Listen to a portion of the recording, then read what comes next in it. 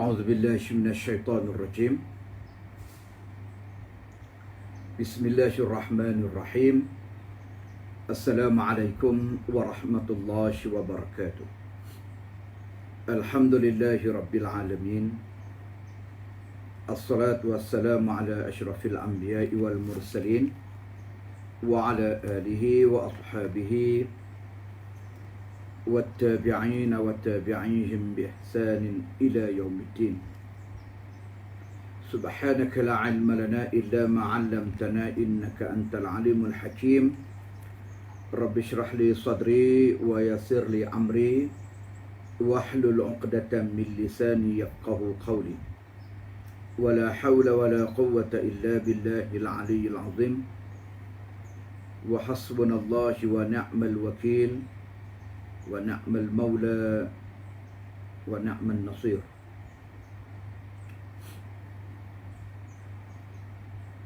وأمسينا على فطرة الإسلام وكلمة الإخلاص وعلى دين نبينا محمد صلى الله عليه وسلم وعلى ملة أبينا إبراهيم حنيفا وما كان من المشركين. Kita sambung pembacaan kitab 40 hadis perjuangan. Tengah hari ini kita masuk hadis yang kelima. Hadis yang kelima di bawah tajuk perjuangan menentang kemungkaran dan juga perjuangan menggerakkan perubahan. Tajuk hadis yang kelima, iaitu ada dua perkara. Yang pertama, menentang kemungkaran, dan yang kedua, menggerakkan perubahan. Baik, hadis yang kelima. An Abi Sa'id Al-Khudri radhiyallahu anhu qala sami'tu Rasulullah sallallahu alaihi wasallam yaqul man ra'a minkum munkaran falyughayyirhu bi yadihi fa in lam yastati' فبلسانه فإن لم يستطع فبقلبه وذلك أضعف الإيمان. Rawahu Muslim. Baik, hadis ini adalah hadis yang diriwayatkan oleh Al-Imam Muslim, dan hadis yang sama yang kita baca pada tengah hari ini adalah hadis yang turut diriwayatkan oleh Abu Dawud, An-Nasa'i, Al-Imam Al-Ahmad dan lainnya. Dalam Sahih Muslim boleh rujuk pada hadis yang ke-49, ceraian 78 dalam Sahih Imam Muslim. Baik, daripada Abi Sa'id Al-Khudri radhiyallahu anhu,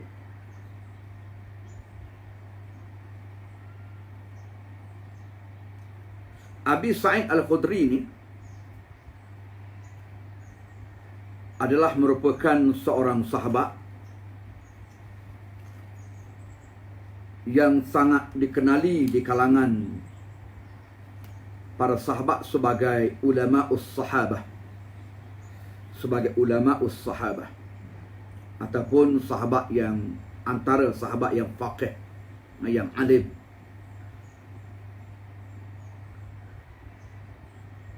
Dan hadis yang diriwayatkan daripada Abi Sa'id Al-Khudri ini, kalau mengikut para muhaddisin, sebagaimana yang dicatatkan dalam kitab Dalilul Falihin, sebanyak 1170 hadis. 1170 hadis diriwayatkan daripada Abi Sa'id Al-Khudri. Satu riwayat menyebut Abi Sa'id Al-Khudri ini nama asalnya ialah Sa'ad bin Malik bin Sinan Al-Khudri radhiyallahu anhu, yang mana ayah kepada Sa'ad ini adalah di antara mereka yang tersenarai syahid di medan Uhud, iaitu Malik bin Sinan. Kalau kita biasa pergi umrah, Antara tempat yang akan kita ziarah ialah Medan Uhud.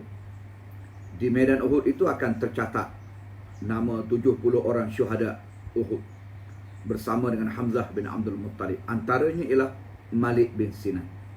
Artinya kedua-duanya, Sa'ad dan Malik, Sa'ad bin Malik dan Malik bin Sinan ini, kedua-duanya, dua beranak ini adalah sahabat Nabi Ridwanullah ataupun radhiyallahu anhuma. Dan Sa'ad bin Malik ini ataupun Abi Sa'id Al-Khudri ini wafat di Madinah.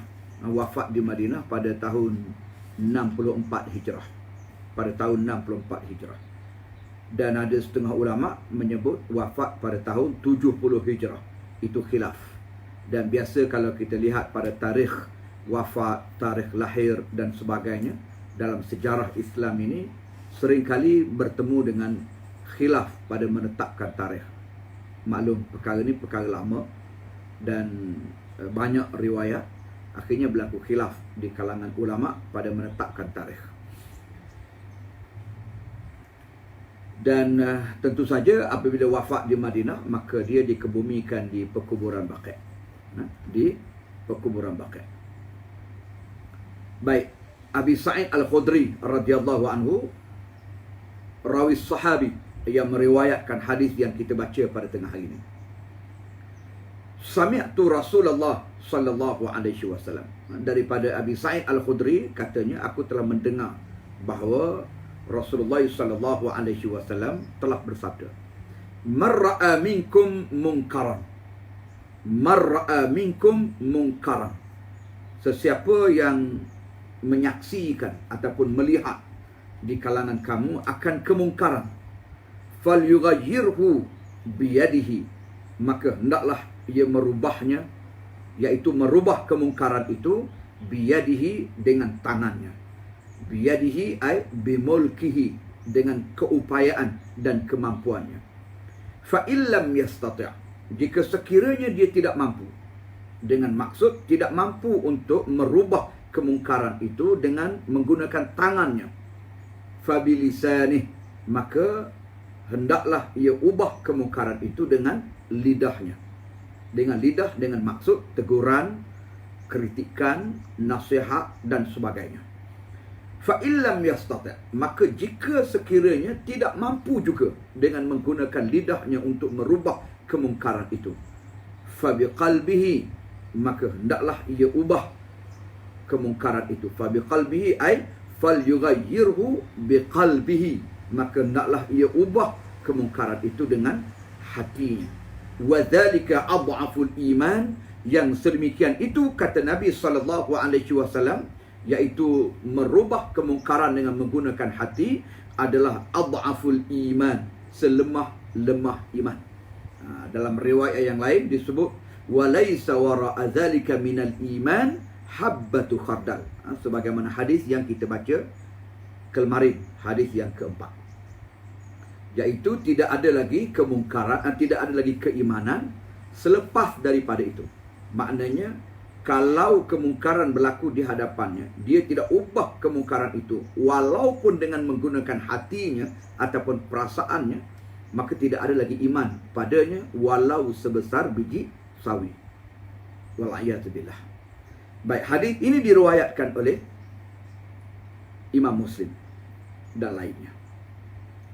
Baik, dalam hadis yang kita pelajari ataupun kita baca pada tengah hari ini, ada beberapa perkara yang saya nak fokus. Yang pertama, lihat kepada awal hadis ini. Man itu adalah nakirah, umum. Dia tak sebut individu, dia tak sebut kategori, dia tak sebut kelompok. Dia sebut man. Man itu nakirah lil uqala, umum bagi yang berakal, maknanya manusia, tak termasuk yang tidak berakal. Baik, artinya sesiapa, dari segi terjemahannya sesiapa, tak kira siapa, tak kira siapa, sesiapa di kalangan manusia yang berakal, maknanya sesiapa di kalangan manusia yang berakal, nakirah lil uqala. Ra'a, yang kedua perkataan ra'a. Ra'a tu maknanya boleh lihat muka surat 28 buka kitab 40 hadis perjuangan muka surat 28. Ra'a, ra'a artinya melihat dari segi lughah ataupun dari segi terjemahan ahli bahasanya ialah melihat. Tetapi melihat itu dalam makna ra'a ni dia berbeza dengan perkataan nazara. Kalau dalam bahasa Arab, nazara juga melihat, ra'a juga melihat. Tetapi ada beza. Ada beza perkataan nazara dengan perkataan ra'a. Nazara ini ulama sebut ialah lihat dengan mata kepala. Ana anzuru ilaihi, aku lihat kepadanya, ke arahnya. Maknanya dengan menggunakan panca indera mata, melihat. Adapun ra'a, ra'a ni boleh jadi ara ilaihi, aku lihat ke arahnya, aku tengok dengan mata kepala. Boleh jadi dia lihat dengan mata. Dan boleh jadi perkataan ra'a itu juga ialah dia tahu, dia ada maklumat. Umpamanya biasa kita tanya orang, kalau kita nak dapatkan pendapat daripada dia, pandangan daripada dia, kita tanya ma ra'yukum, ma ra'yukum, apa pandangan kamu? Maknanya dari segi ahli bahasa, kalau ambil daripada perkataan ra'a tu, apa penglihatan kamu? Maknanya apa pendapat kamu? Jadi artinya perkataan ra'a itu dia bukan hanya lihat dengan mata kepala, tetapi boleh jadi dia lihat dengan maksud dia tahu. Dia dapat tahu. Artinya hadis ini mar'a minkum, siapa-siapa di kalangan manusia yang berakal, yang menyaksikan ataupun yang mengetahui dengan maklumat yang betul, dengan maklumat yang jelas di kalangan kamu, mungkaran, akan sesuatu kemungkaran yang berlaku. Dia dapat maklumat. Dia mungkin tak tengok dengan mata kepala, tetapi dia dapat maklumat melalui laporan daripada beberapa orang yang adil. Seperti kalau kes zina, ada saksi 4 orang lelaki yang adil umpamanya, mengadu kepada hakim ataupun mengadu kepada pemerintah. Jadi pemerintah dapat maklumat itu, maka dia kena bertindak. Dia kena bertindak. Itu maksudnya, walaupun dia tak tengok dengan mata kepala, tetapi dia dilaporkan oleh orang yang menyaksikan perlakuan maksiat dan mungkar itu dengan jelas maknanya. Oleh kerana itu, barang siapa yang menyaksikan ataupun yang mengetahui dengan tepat, dengan maklumat yang betul, dengan jelas akan sesuatu kemungkaran, falyughayyirhu biyadihi. Baik, sekali lagi lihat pada perkataan falyughayyirhu. Falyughayyirhu artinya fa, maka, jawab pada man ra'a tadi, man. Siapa-siapa yang lihat kemungkaran, sesiapa saja yang lihat kemungkaran, jawab pada man tadi ialah fa, maka orang yang melihat tadi kena bertindak. Fa, maka, lam falyughayyirhu, ada lam pada perkataan falyughayyirhu. Lam itu adalah lamul amr, tufidu lil wujub, dengan makna wajib. Dengan makna wajib. Falyughayyirhu, maka dari segi terjemahannya, lam itu lam perintah, hendaklah, maka hendaklah. Yughayyirhu, ia merubah, taghyir, ia merubah. Falyughayyirhu, dia merubah kemungkaran. Maksudnya, siapa-siapa yang menyaksikan kemungkaran, dapat maklumat tentang berlakunya kemungkaran, dia tak boleh berpeluk tubuh, dia tak boleh berdiam diri. Sebaliknya, dia mesti mengambil langkah, bertindak untuk merubah. Taghyir, kena ada taghyir. Sebab itu ini perintah oleh Nabi SAW. Baik, taghyir itu ada beberapa peringkat. Yang pertama, biyadihi. Biyadihi maknanya dengan tangannya. Artinya dia kena pegang, dia kena halang, dia kena tahan. Dengan menggunakan tangan, artinya bimulkihi, dengan keupayaannya. Umpamanya kalau kemungkaran itu berlaku dalam keluarga kita, kita sebagai ketua keluarga, maka kita berkeupayaan, kita berkuasa, kita berkemampuan untuk mencegah kemungkaran dalam keluarga kita. Sebab kita ketua keluarga. Ketua keluarga, dia ada power, dia ada kuasa. Dia tak boleh buat alasan, oh saya tak ada kuasa. Tak boleh. Sebab kemungkaran itu berlaku di bawah wilayah penguasaannya, iaitu dalam keluarganya. Kecuali maksiat itu berlaku dalam keluarga orang lain. Dia tak ada kena-mengena dengan keluarga tersebut. Jadi tidak ada authority untuk mencegah dengan menggunakan kuasa. Maka dia boleh kata, oh saya tak ada kuasa, jadi saya akan berpindah kepada yang peringkat kedua. Sebab kata Nabi, fa illam yastati', maka jika sekiranya, syarat sekali lagi, jika sekiranya lam yastati', tidak mampu, jika sekiranya tidak mampu, fa bilisanihi ay falyughayyirhu bilisanihi, maka hendaklah ia ubah kemungkaran itu dengan menggunakan lidahnya. Kalau tak mampu, sebab dia berlaku di luar wilayah penguasaannya. Kalau kemungkaran itu berlaku dalam negeri umpamanya, maka menteri besar dan anggota exco-nya berkuasa untuk mencegah kemungkaran. Kalau kemungkaran itu berlaku dalam negara, maka Perdana Menteri dan seluruh menteri-menterinya, jemaah menterinya adalah orang yang berkuasa untuk bertindak mencegah kemungkaran tersebut. Itu berlaku di bawah wilayah kekuasaan masing-masing pada peringkat-peringkat tertentu. Kalau maksiat dan mungkar itu berlaku di luar daripada wilayah kekuasaannya ataupun kemampuannya untuk bertindak, maka dia boleh berpindah ke peringkat yang kedua. Tak boleh kita ambil terus peringkat yang kedua, sebab hadis ini dia ada syarat. Fa illam yastati', jika tak mampu. Kalau mampu, mesti guna kuasa, mesti guna kemampuan, mesti guna keupayaan, mesti guna tangan untuk cegah kemungkaran. Fa illam yastati', kalau tak mampu, baru pindah pada yang kedua. Tak boleh kita kata tak naklah bertindak, nak tegur je, nak nasihat je. Dia pakai, tak pakai sudah. Contohlah kata anak kita, wala'iyadzubillah, ni contoh. Anak kita melakukan satu kemungkaran, kita tak nak cegah dia, padahal kita mampu. Kita boleh pegang tangan anak kita. Kita boleh umpamanya masuk waktu azan, sembahyang, anak kita tengah tidur ataupun leka bermain umpamanya. Jadi kita kena sedarkan dia, kita kena beritahu ke dia, okey, sekarang azan telah masuk, berhenti, kita sembahyang berjamaah. Tarik dia, pegang, bawa dia, bimbing dia pergi ke masjid, pergi ke surau, pergi untuk salat jemaah sebagai contoh. Jangan biarkan dia tak sembahyang. Tiba-tiba kita kata tak apalah, malalah nak terus guna lidah. Beritahu je, okey semayang lah, jangan tak semayang. Lepas tu dia nak ikut, tak ikut sudah. Dosa tanggung sendiri. Tak boleh. Sebab kita berkuasa. Kemungkaran tak semayang itu berlaku di bawah wilayah kekuasaan kita sebagai ketua keluarga. Jadi oleh kerana itu kita mesti bertindak, kita mesti mencegah supaya kita dapat menghalang kemungkaran itu dengan menggunakan kuasa. Kalau berlaku di luar daripada wilayah kekuasaan, umpamanya berlaku di rumah orang lain, kita tak ada keupayaan, barulah fa illam yastati', baru datang syarat tu, baru hadir syarat itu, iaitu syarat tidak mampu. Apabila ada syarat tidak mampu, maka jawab syaratnya ialah fa bilisanihi, ay falyughayyirhu bilisani, maka dia kena ubah kemungkaran itu dengan lidahnya. Barulah pergi nasihat.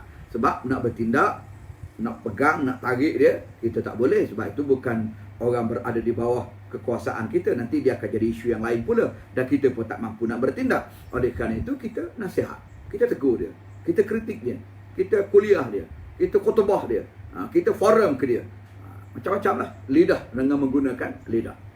Fa illam yastati', tiba-tiba nak menggunakan lidah pun tak mampu, sebab mungkin kita tidak ada kepetahan untuk bercakap. Ataupun mungkin orang yang kita nak tegur itu, dia mempunyai, ialah zaman sekarang ni, kita cakap sepatah, dia jawab, dia sembur balik 10 patah. Letih kita nak menjawab. Zaman sekarang tak mudah. Kita bercakap sikit, mana dalil? Apa hujah kamu? Dia IQ kita balik, dan akhir kali kita pun ilmu pun tak cukup. Kita kena pula kita ni jenis panah barang juga. Mulalah nak jadi gaduh, nak jadi bertengkar. Elakkan perkara tu. Itu masuk dalam kategori tidak mampu untuk memberi nasihat. Sebab kita tak digalakkan untuk, kita tak diajar oleh Islam untuk berkasar, untuk laju lidah, tajam lidah. Nantinya apa yang kita nak lakukan itu untuk memulih kemungkaran, tiba-tiba menjadi kemungkaran yang lebih buruk, yang lebih parah. Wala'iyadzubillah. Baik. Kalau tak mampu, fa illam yastati', peringkat yang ketiga ni, kalau tak mampu untuk merubah kemungkaran itu dengan menggunakan lidah, fa biqalbihi, jawab syarat itu. Kalau tak mampu, kalau mampu kena ubah dengan lidah. Kalau tak mampu, fa biqalbihi, ay falyughayyirhu biqalbihi, maka hendaklah ubah dengan hatinya. Yang hati itu adalah level yang paling bawah sekali. Dah lantai dah tu. Tak boleh nak di bawah lagi dah. Sebab Nabi kata wazalika adhaful iman. Yang sedemikian itu adalah selemah-lemah iman. Tak ada lagi di bawah pada tu. Bawah daripada tu kosong. Sebab walaisa wara'a dzalika minal iman habbatu khardal. Dalam satu riwayat yang lain Nabi kata tidak ada lagi iman selepas daripada itu walaupun sebesar biji sawi. Maknanya tak ada iman bagi orang yang berkompromi dengan kemaksiatan dan kemungkaran.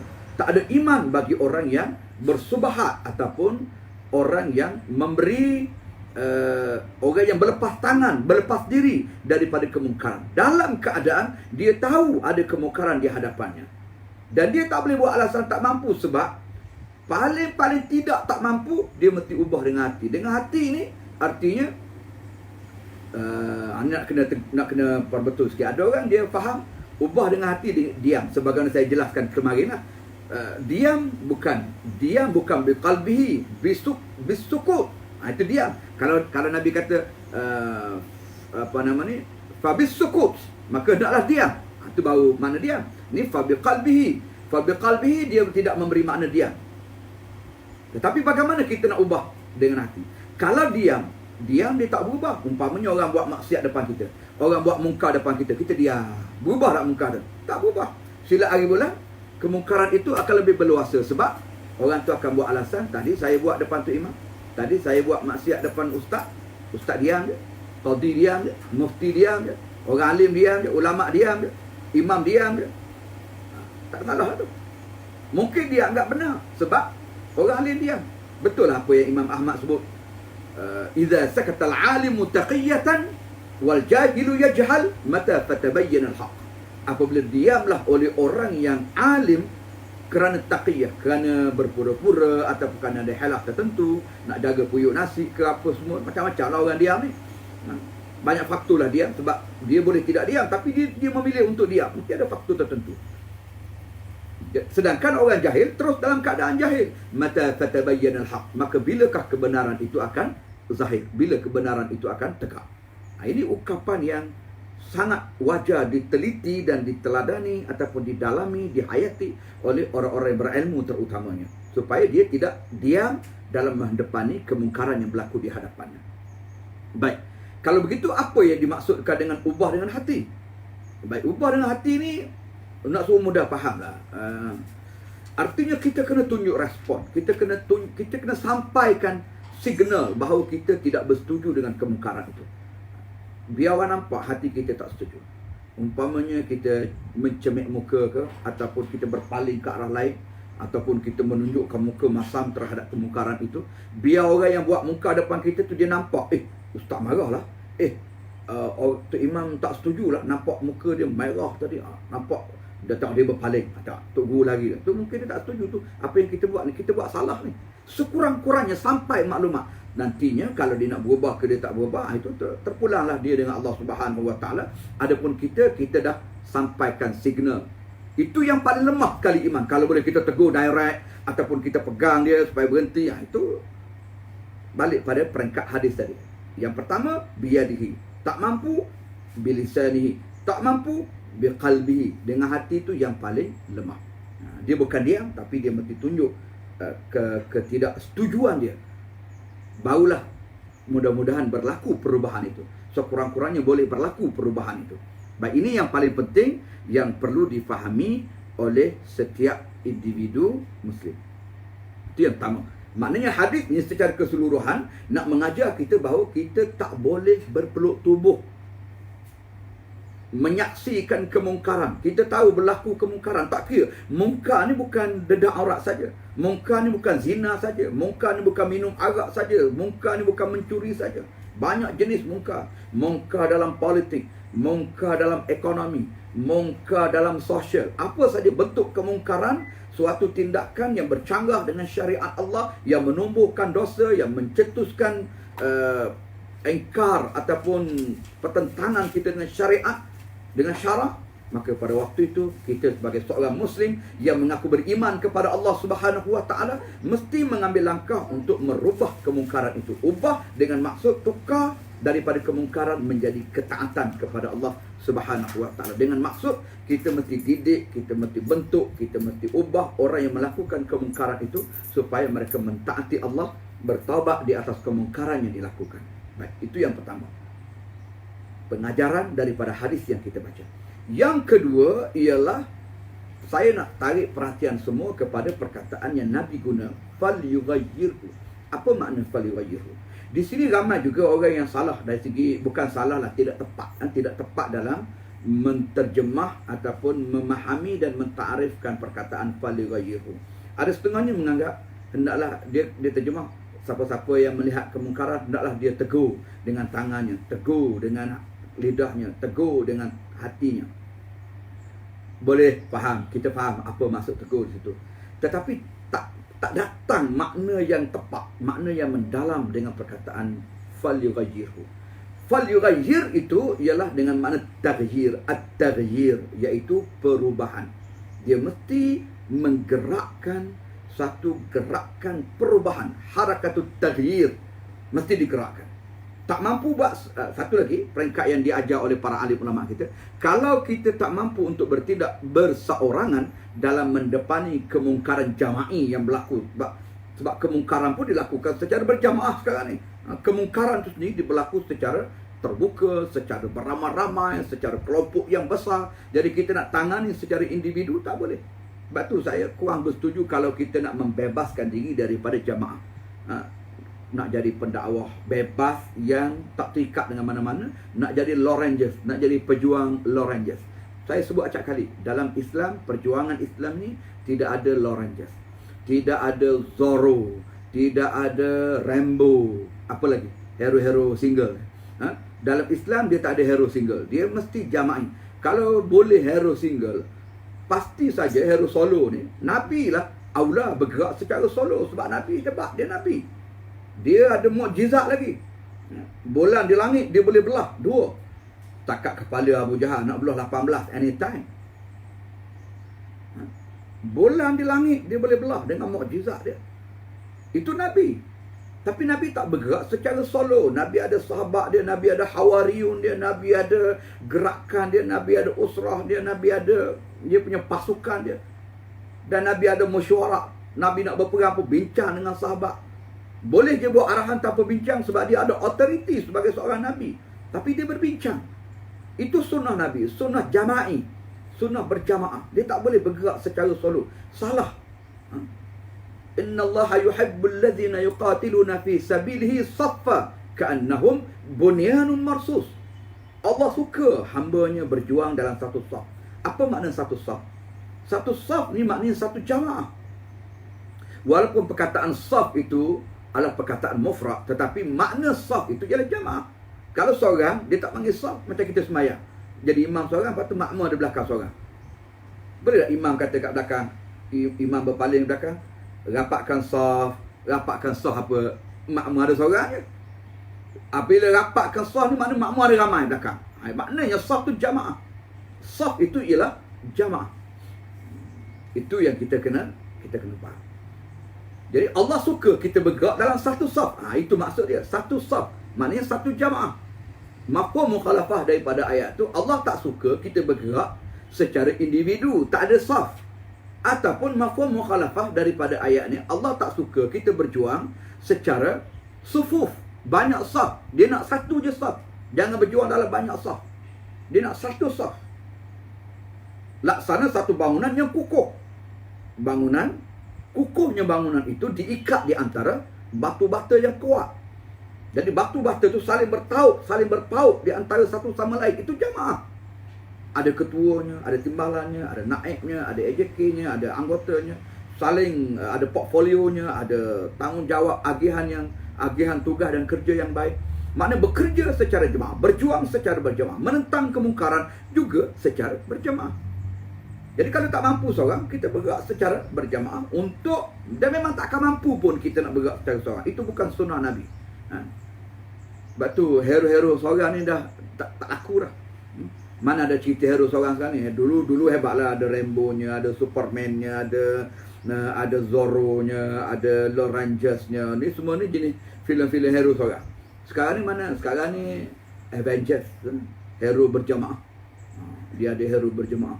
Segagah-gagah Incredible Hulk tu, dia kena ganding dengan Captain America, dia kena ganding dengan Iron Man. Baru nak jadi kuat. Tu baru nak lawan Thanos seekor je. Nak ceritanya, ni ustaz ni ada pengaruh filem pula ni. Tak, saya nak gambarkan, nak ambil contoh. Nak ambil contoh bagaimana sekarang ni orang tak pandang gerak kerja secara individu. Dia mesti gerak kerja secara jama'i. Dalam perjuangan Islam, kita mesti bergerak secara jama'i. Jadi antara gerakan jama'i yang perlu kita lakukan ialah harakatut taghyir, gerakan perubahan.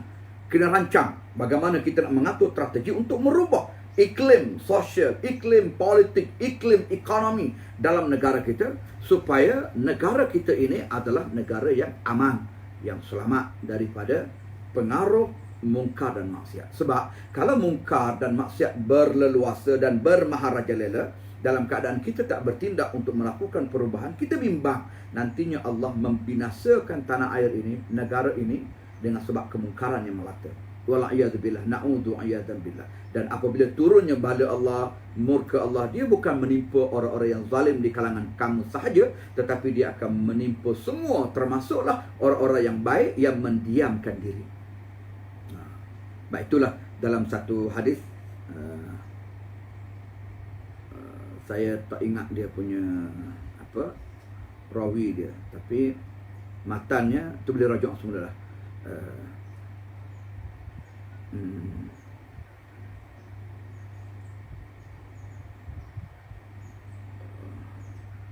Saya tak ingat nak sebut. Dia memberi maksud, Allahumma shalli ala Muhammad. Kenapa kamu berdiam diri? Ataupun bolehkah kamu berdiam diri dengan kemungkaran yang berlaku di hadapan kamu?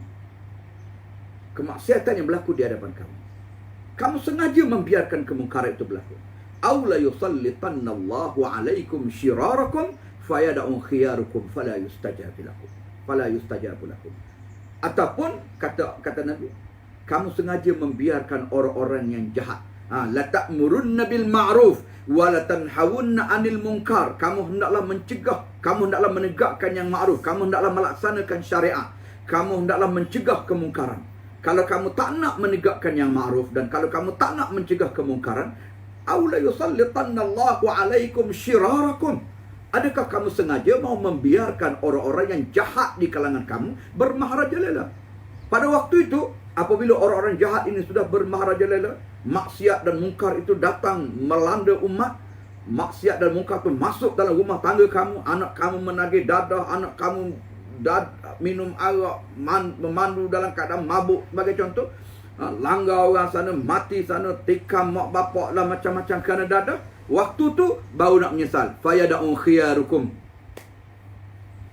Barulah nak cari orang-orang soleh, tok alim, tolonglah doa anak saya ni, tolonglah semaya ajar anak saya ni.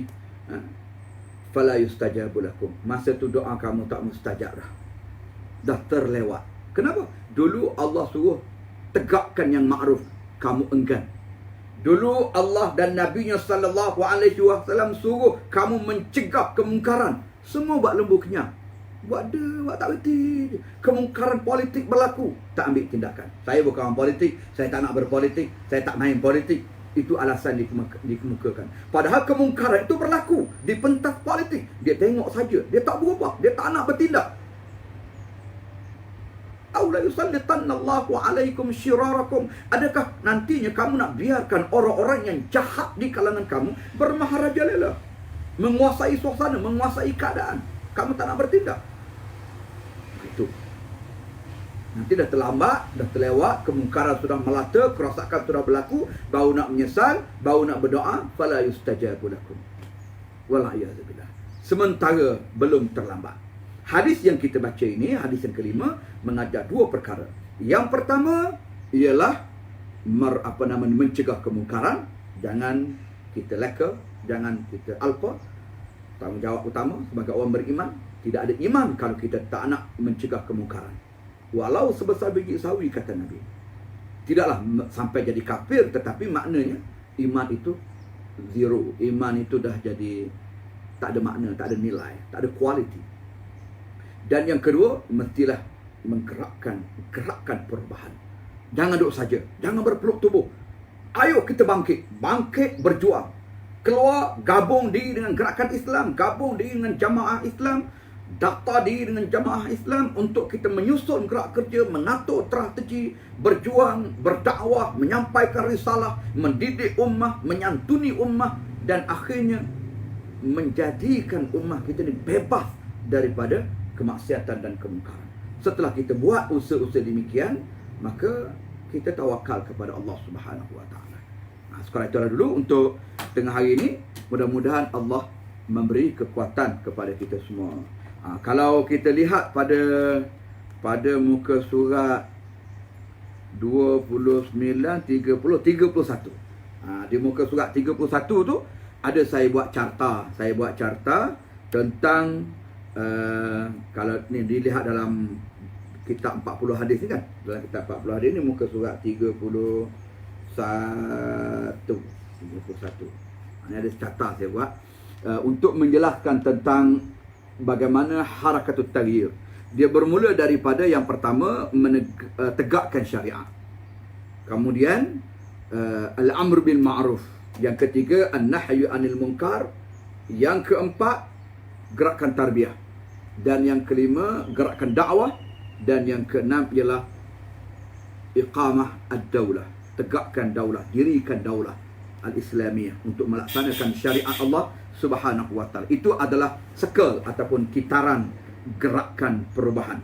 Jadi kita jangan berpeluk tubuh mengharapkan perubahan berlaku dalam keadaan kita tak mungkin boleh berlaku. Allah sebut dalam Al-Quranil Karim dalam surah Ar-Ra'd ayat yang ke-11, innallaha la yughayyiru ma biqaumin hatta yughayyiru ma bi anfusihim. Sesungguhnya Allah tidak akan merubah sesuatu kaum itu sehinggalah kaum itu sendiri yang bangkit berjuang untuk merubah diri mereka. Ada setengah ulama dia sebut merubah itu merubah apa yang ada dalam diri mereka. Sebab kelemahan sesuatu kaum itulah datang daripada kebebalan dalam jiwa mereka. Malas berjuang ataupun membiarkan kemungkaran itu berlaku, tak ada kekuatan dalaman untuk bertindak. Jadi dalaman itulah yang menyebabkan mereka enggan untuk bertindak. Walaupun mungkin jasad mereka sadar, walaupun mereka orang cerdik, golongan intelektual, tetapi dalamannya berpenyakit. Jadi dalam tu nak kena ubah.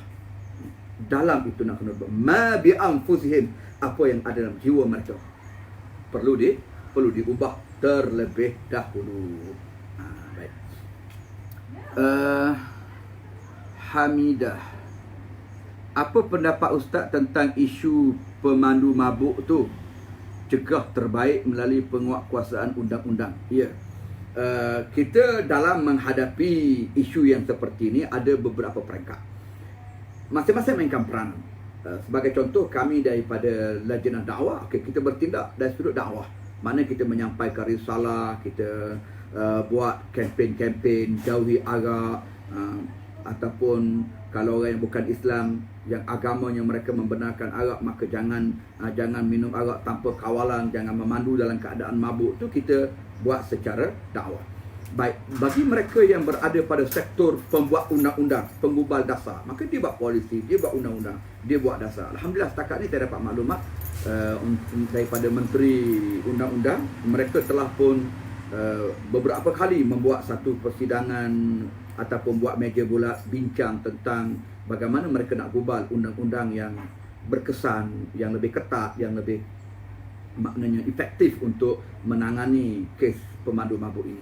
Jadi insya-Allah maknanya dengan teguran, dengan kesedaran masyarakat, insya-Allah ada tindakan yang baik, yang positif daripada pihak kerajaan.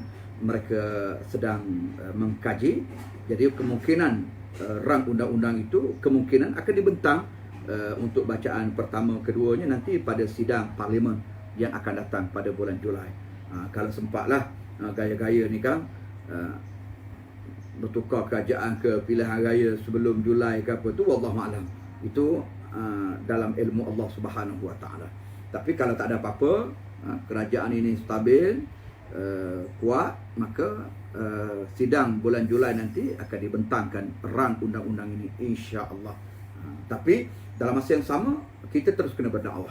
Kita terus kena bercakap. Umat kena bangkit. Kena tunjuk sikap. Masyarakat kena tunjuk sikap.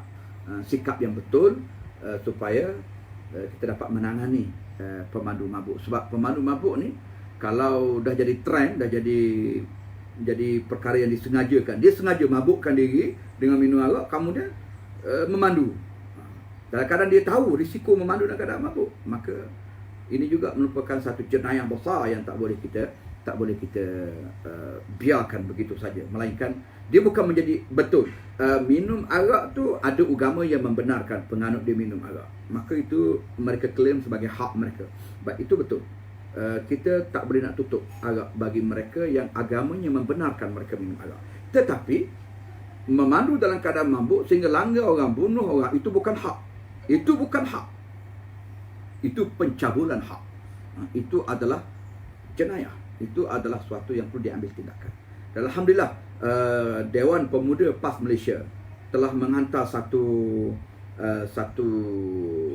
memorandum dan juga satu kertas cadangan bertindak secara holistik untuk menangani gejala ataupun jenayah pemandu mabuk ini kepada pihak Menteri Angkutan. Dan saya dimaklumkan pihak menteri juga menerimanya dengan baik, walaupun dia bukan seorang Muslim, tetapi dia turut memahami bahawa perlunya kes ini ditangani dengan segera, dengan berkesan. Jadi kita minta mudah-mudahan dapat cepatlah mengatasi, menangani isu pemandu mabuk yang semakin menjadi-jadi mutakhir ini. Bukan pemandu mabuk je lah. Semua kita nak tangani hak mabuk-mabuk ni, ya? Politikus mabuk pun satu masalah juga. Pemandu mabuk dia langgar orang, mati. Politikus mabuk dia buat kenyataan-kenyataan, dia buat dasar-dasar yang pelik-pelik, tindakan-tindakan pelik-pelik di pentas politik pun kita tak nak juga. Hak mabuk-mabuk orang hilang-hilangkan ni kita tak nak. Kita nak yang waras, yang cerdas, yang jernih fikiran dia, yang taat Allah. Dan kalaupun dia bukan Muslim, dia seorang yang bermoral, dia seorang yang cool, tenang, maknanya seorang yang wataknya baik, gitu. InsyaAllah, mudah-mudahan. Doalah.